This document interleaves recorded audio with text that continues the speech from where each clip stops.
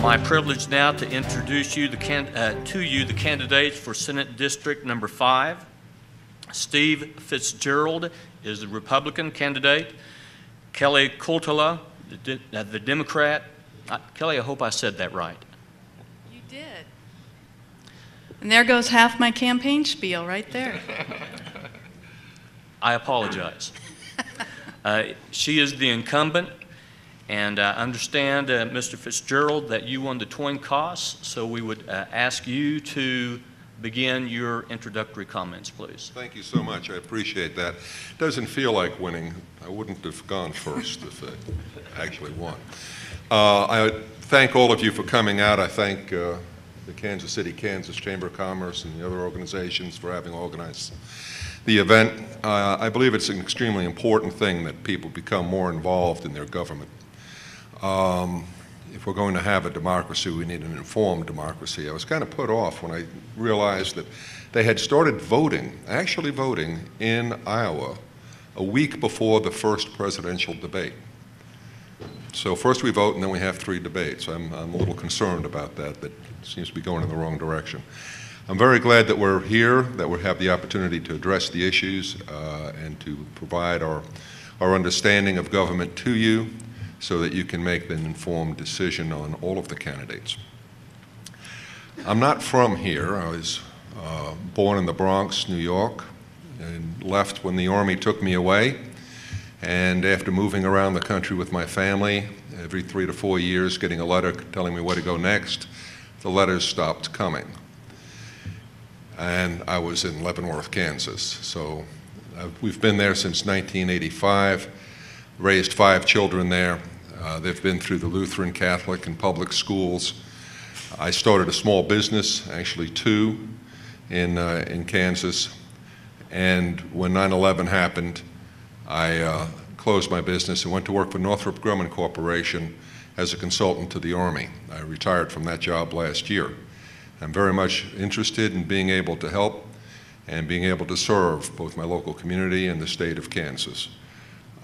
As we get into the questions, I will have the opportunity to explain my views and where I stand on many of the issues and to sum that up at the end.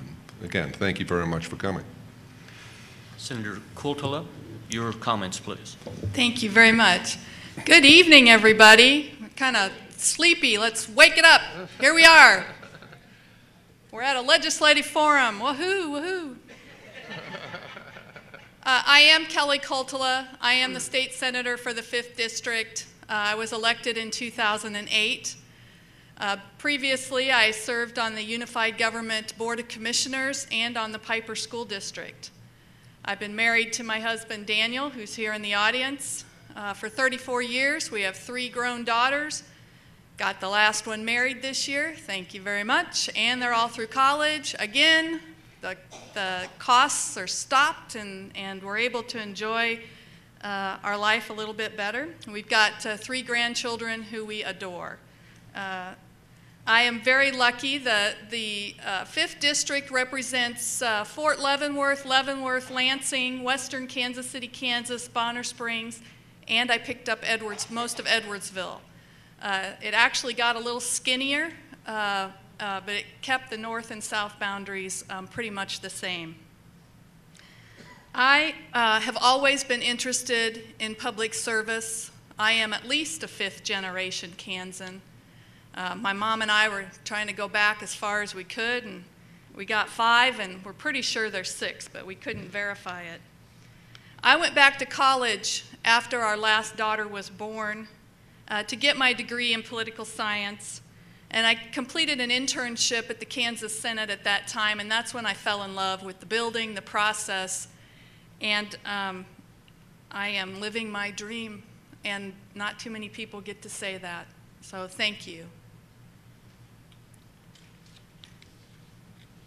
We'll start with Senator Coltala.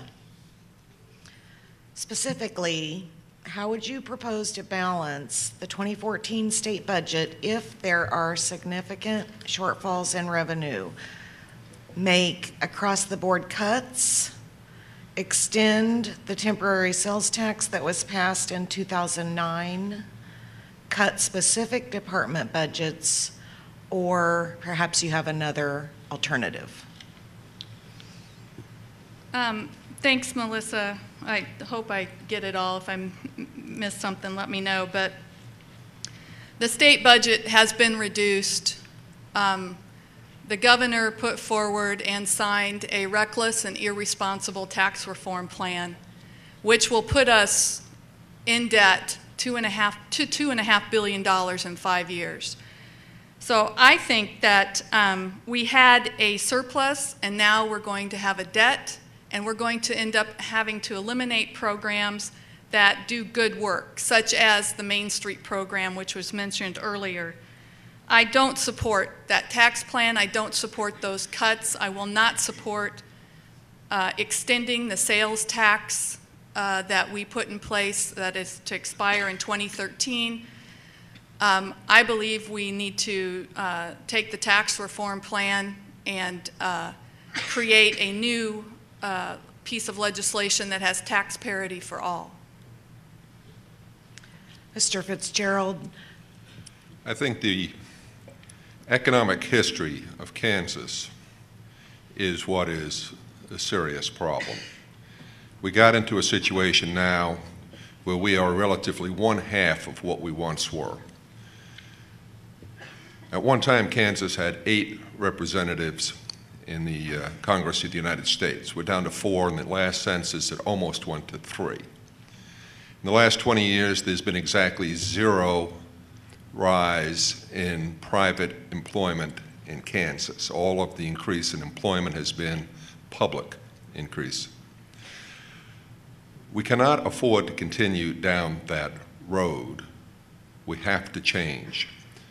In every state where they have gone to a reduced income tax, they have seen an increase in economic activity, which leads to an increase in government revenue. Indiana being one of the best examples.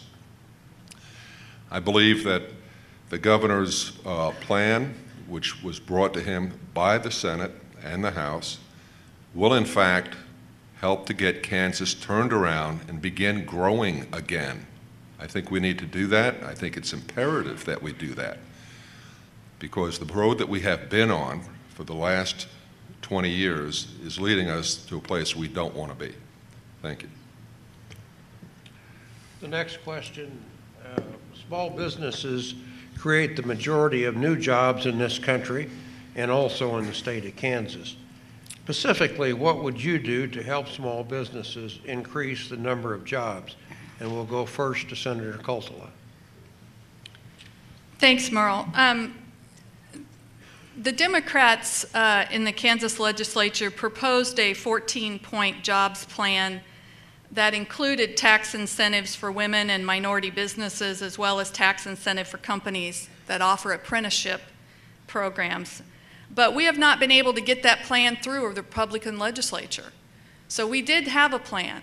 I, as a member, the ranking minority member on the Senate Transportation Committee, did help craft the T-Works plan, which is the comprehensive transportation plan that also has provided a lot of business to small businesses, subcontractors, et cetera.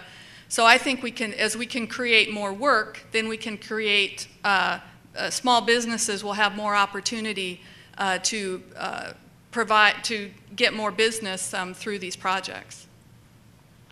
Steve, your comments on that proposal.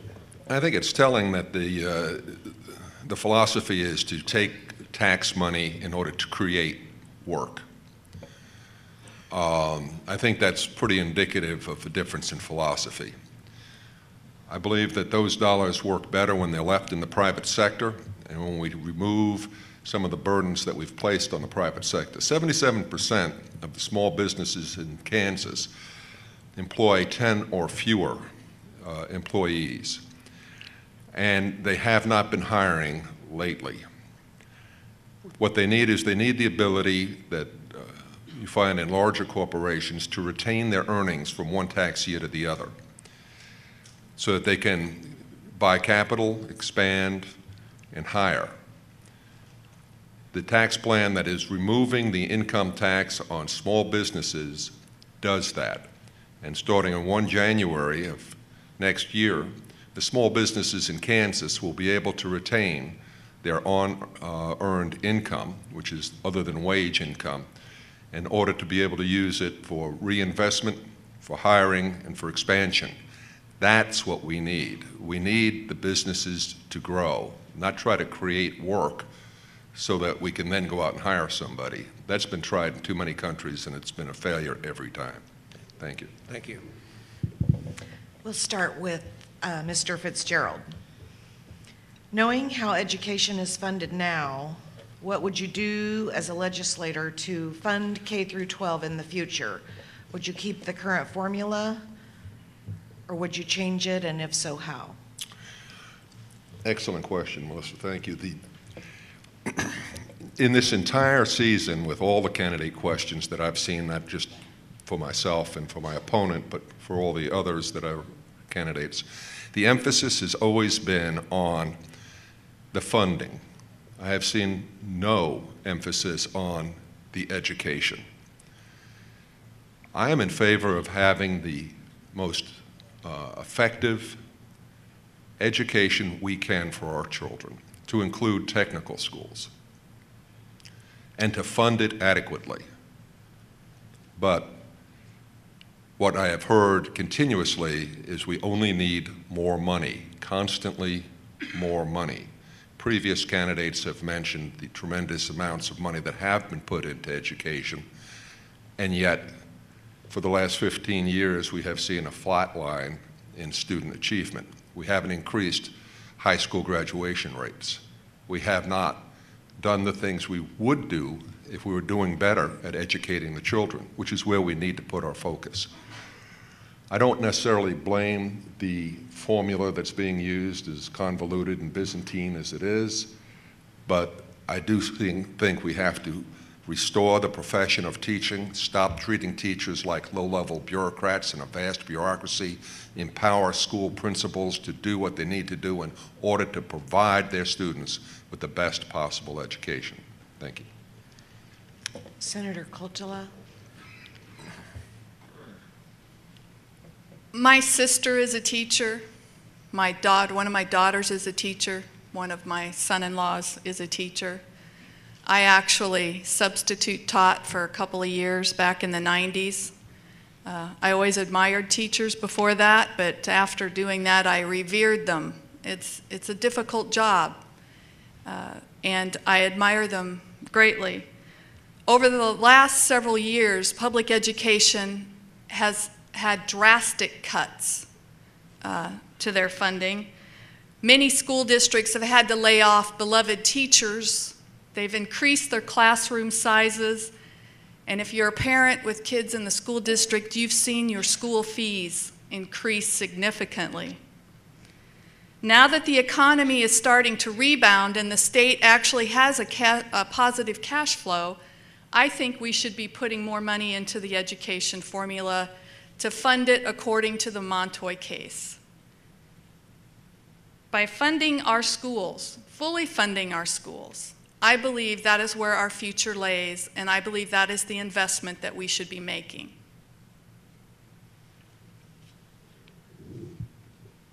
This is a follow-up question concerning education.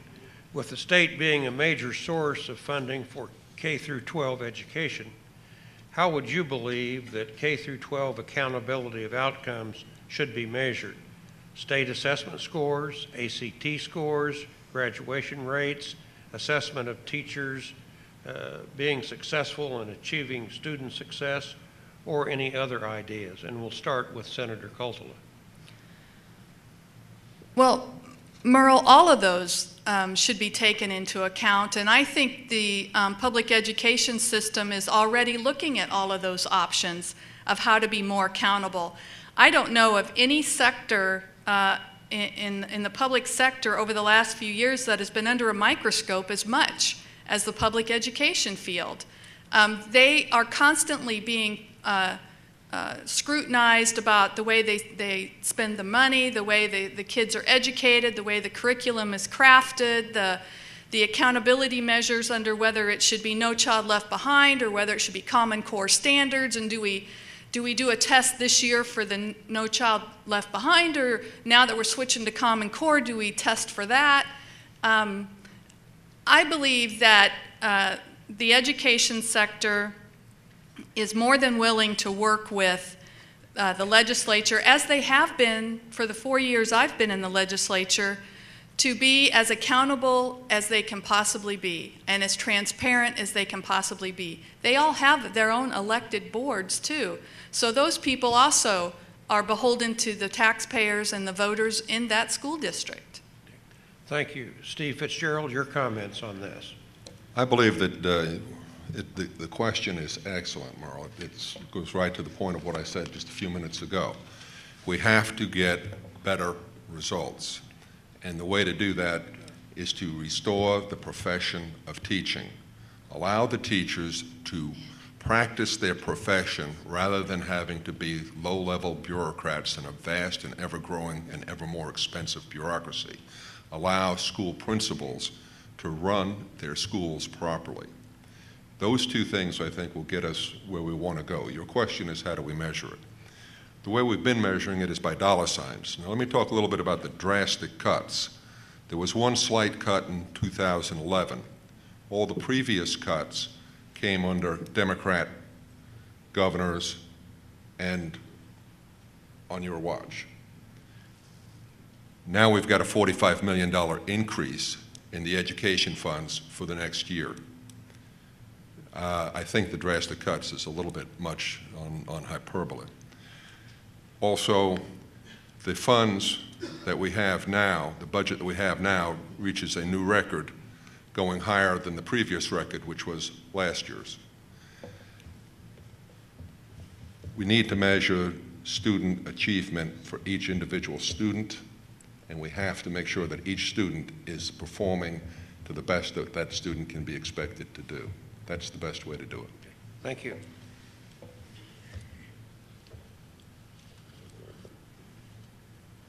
And for this question, Mr. Fitzgerald, we'll start with you. Do you support the current Kansas law that allows in-state college tuition for undocumented immigrants? Why or why not? No, I do not. And very simply, it's wrong on every level. The problem is, and I'll go to the argument that is the best argument in favor of it. And the best argument in favor of it is that the children are here not of their own volition. They did not themselves break a law.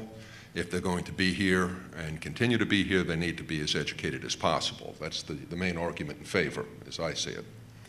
The counter to that is, by not being here under their own volition, they are guilty of no violation of U.S. law until they're 18, and when they remain in the U.S. in that status, they are violating U.S. law. So we're inviting them to violate U.S. law, put themselves in danger of deportation should ICE ever come down on that, which they haven't done lately. And when they get done with their 4-year degree at our expense, and it is at our expense, they can't get hired as an accountant. They can't get hired as an engineer, a programmer, an analyst, because I've been an executive recruiter. I've tried to place people for 12 years throughout the country. H-1, green card. If you don't have it, you can't get hired in those positions. So they'll have to leave the country in order to get hired in what we're training them on. This is a bad idea. Besides, it encourages others to come here to take the same, quote, benefit. Thank you. Senator Coltala. I don't think that education is ever a bad thing. These children that take advantage of in-state tuition don't get anything any more than anyone else. As a matter of fact, they don't qualify for lots of state and federal grants because of their situation. They do have to have 3 years of high school here. They do have to have the same grades. They have to be able to be admitted under the same qualifications as anyone else. And then they have to be on the path of getting their citizenship at some time. And yes, I have met some of these young people who did not know that they weren't here legally until they went to apply for college and found out they didn't have a social security number, etc. I want all children to have access to a quality education, and I don't want them to have access to anything more, and I don't think we as taxpayers would want that to happen either. But I do want them to be educated and have the access to that education. Thank you. The next question will start with Senator Coltala.